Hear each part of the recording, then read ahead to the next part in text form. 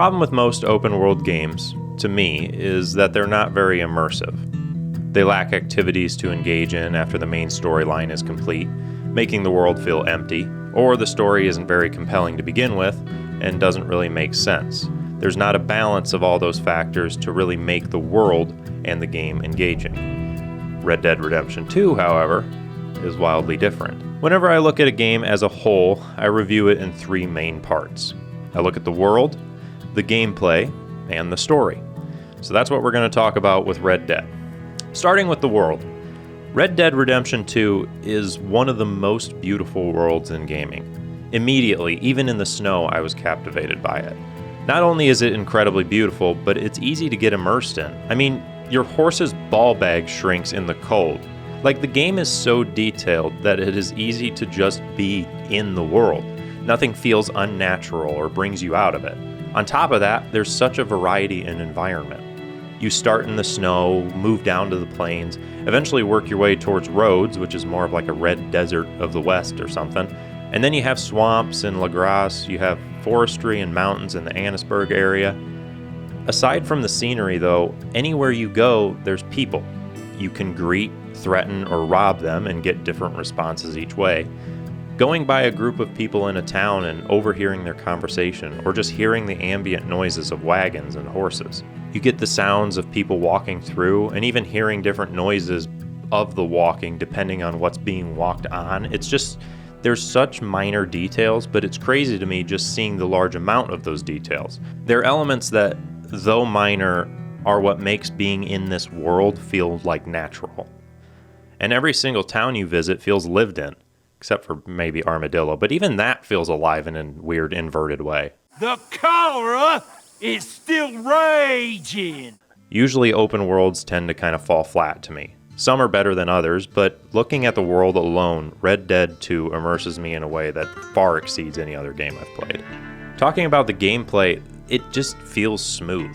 Sure, your horse can get a bit glitchy, but the gunplay and the riding, the running and interaction with the world is just great. This next part kind of ties into the world too, but all of the items put into the game, all of the wildlife, and the fact that you can go discover all of them and add to your compendium allows you to see the scale of the world. The gameplay involved in tracking these animals and discovering them is top-notch too. The kill animations for deer and people is also so detailed that it makes you feel bad for shooting them. I mean, like watching an animal as annoying as a wolf kick around as it bleeds out and like whimper really made me feel like bad for shooting it. Even though the thing just tried to kill me, I'm sitting there questioning if I should have just let it kill me. It's wildly realistic in a lot of ways and just adds to the immersion of the game. But all in all, the gameplay just feels natural, and small details allow you to immerse yourself even more in the game.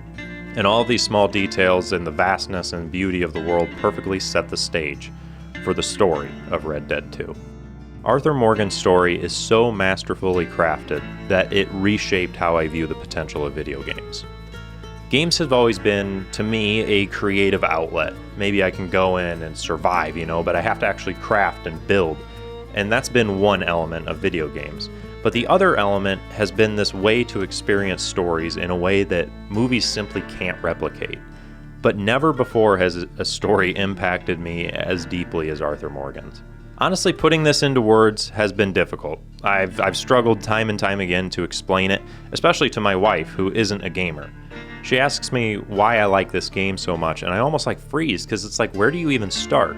But I'm wanting to summarize the story and then review it, primarily so I can hopefully explain why the game means so much to me, and then I can show my wife this video and finally answer that question to her, but also so I can review it and close out this review. So we're going to start with a summary of the story. Arthur Morgan, our main character. He was raised in the Vanderlyn gang from a young age. This group of outlaws robs stagecoaches, trains, and banks, living outside of the law. We live alongside them, sharing in their triumphs and struggles as they flee the law after a failed bank heist. Arthur is a man who gets things done, no matter the cost. Early on, we see this when he beats a sick man, Thomas Downs, to collect a debt, an act that ultimately results in Downs' death. Arthur sees it as just another job and a necessary means to get the debt paid. As the gang continues its violent lifestyle, Arthur begins to feel that something is kind of wrong. They've been going down a weird path. Their leader, Dutch, insists that if they can just steal enough money, they'll finally be able to be free. But chaos follows them at every turn. After a disastrous bank robbery in an attempt to just steal enough money, Hosea and Lenny die, two of Arthur's closest friends. Part of the gang barely escapes and ends up stranded on the island of Guarma.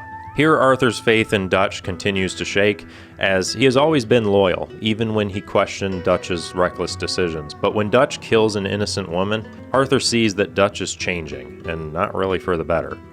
Eventually, they make it back to the mainland, but the gang is no longer the same. Tensions are rising. Sadie kind of stepped in as leader and rounded everybody up when Dutch was gone, and he resents that. But alongside this, we get to a point in the story where it's truly the turning point, because we get this occurrence.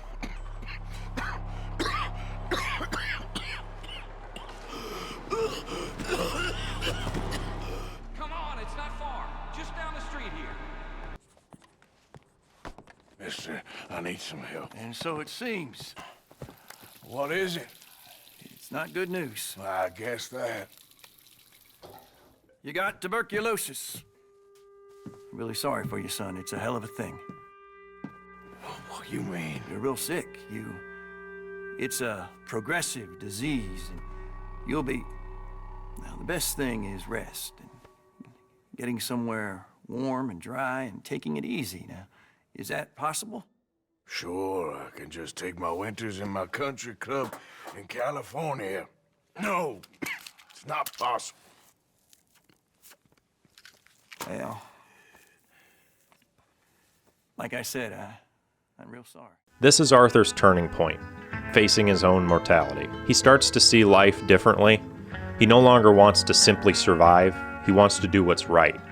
And it's not really this, pursuit of forgiveness, because I really don't think that he's aiming to get anything from the good that he wants to continue, he wants to do. It's almost like he views his whole life as being this string of just negative acts, just, necessary but negative acts, and with the time that he has left, he just wants to put out what's positive. He wants to do more impactful things in the world before he leaves it. But after this new mindset, he crosses paths with the Downs family again. He sees the consequences of his past actions. Mrs. Downs, left in poverty, has turned to prostitution. Arthur, once indifferent, now truly regrets his role in their suffering. Unlike before, he no longer seeks personal gain, he just wants to help. Go live someplace else. Start over. Here, take this. I don't need it no more. I don't want your money. Yeah, I know you don't want it. I don't. You sure as shit need it. Take it. No. I ain't looking for forgiveness. It ain't about that. But don't forgive me. Just take the money and get out of here, please. I know I ruined your life. I suffer for it every day. But don't let yourself get killed for pride. I seen it kill too many folk. Don't say anything. Don't thank me. Just take the money and pack your bags. That's all I gotta say. Thank you, Mr. Morgan. I said don't thank me. Get out of here. Please. His newfound perspective carries into his work for the gang, too. When collecting debts, instead of taking the money by any means necessary, he just absolves the debts. So it was you. You son of a bitch. What do you want now? You want my boy's shoes? You want the food out of our bellies, what little there is? You want me to lie down for you? No. Arthur gave everything to pay your bills. Everything. And now there's some fellas coming to take the house. There ain't nothing left, mister. I just wanted to say the debt's canceled and here, take this. It won't bring your husband back, I know. You need money and I don't. Well, you're a good man. I just wish you'd done it before he worked himself into the grave. Why continue making others miserable? Why leave the world that way? He even has a meeting with Sister Calderon, a nun that he had helped out a couple of times before, that confirms this to him, and really solidifies how he should live his final stretch. We've all lived bad lives, Mr. Morgan. We all sin. But I know you. You don't know me. Forgive me, but that's the problem. You don't know you. What do you mean? I don't know, but whenever we happen to meet, you're always helping people and smiling. I guess I'm afraid. There is nothing to be afraid of, Mr. Morgan. Take a gamble that love exists and do a loving act. As the Vanderlyn gang fractures more, they discover a devastating betrayal. One of their own had informed the Pinkertons, the detective agency that's been on their trail the whole time, leading to that failed heist that resulted in the deaths of Hosea and Lenny. Further desperation drives them to do another job, robbing an oil company, but when things go wrong, Dutch leaves Arthur for dead. In more pursuits to do that one last job that'll secure their freedom, they rob a train, and another one of their own, John, gets left behind, and Dutch runs behind to go find him and ends up reporting that John is dead. Where's John? I tried. He didn't make it. That patrol killed him. Then, on their way back, they learn that Abigail, John's wife, has been captured. Arthur refuses to let another innocent life be lost. If Dutch won't save her, he's going to. But during the rescue, the final truth is revealed. Another one of the gang members, Micah, has been working with the Pinkertons since Guarma. So everything kind of culminates into this tense standoff. Arthur comes back and confronts Dutch, trying to make him see the truth. Micah, the rat, stands at Dutch's side. And John, once presumed dead, comes back up and screams, you left me for dead, stands with Arthur, and there's a huge standoff. To set everything over the edge, the Pinkertons arrive, and a battle erupts. But as the chaos unfolds, Arthur makes his final choice. All right, Arthur, come on, let's go. You go. Keep pushing, Arthur. No, I think I've pushed all I can. Come on. You go. We ain't both gonna make it. Go. Now, I'll hold them off. Go to your family. Arthur! Get the hell out of here and be a goddamn man. You're my brother. I know. He sends John away, ensuring that at least one of them can escape and live on.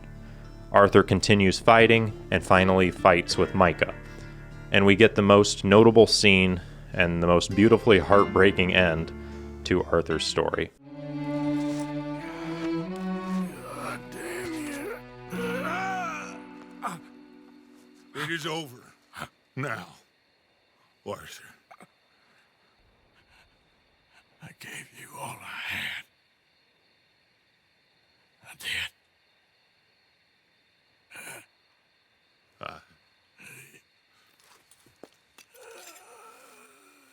Come on. Dutch. Let's go, buddy. I tried. In the end, I did. Come on. Let's go. We can make it.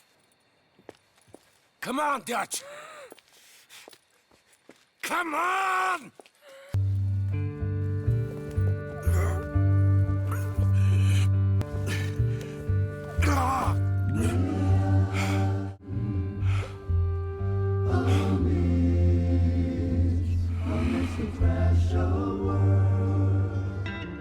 This isn't where the story ends, though, as we get to see John's life in the epilogue. We see him struggle to leave his past behind, lose his family for a short while because of his decisions, and finally work to get them back by building them a homestead. And then finally confronting Micah, and even Dutch. And then we see glimpses of the story moving forward that takes us right up into Red Dead 1. That's somewhat of a brief summary. There's a ton more to the story, but the story is truly what stands out with this game. Like I said, the world and the gameplay are great, but it perfectly sets the stage for just a wonderfully crafted story. And I know I haven't done it justice, but as I write, I do have that heartache that I'm sure we all felt. It shows us the quality of this game, and it shows us that this game is the true potential for gaming. It excels at immersion, and it has crafted a beautiful story that I'm not forgetting. After all, gaming is experiencing a story that you were involved in the choices of, and makes it have all the more potential to be impactful. Red Dead has excelled that and redefined what it means to be a good game.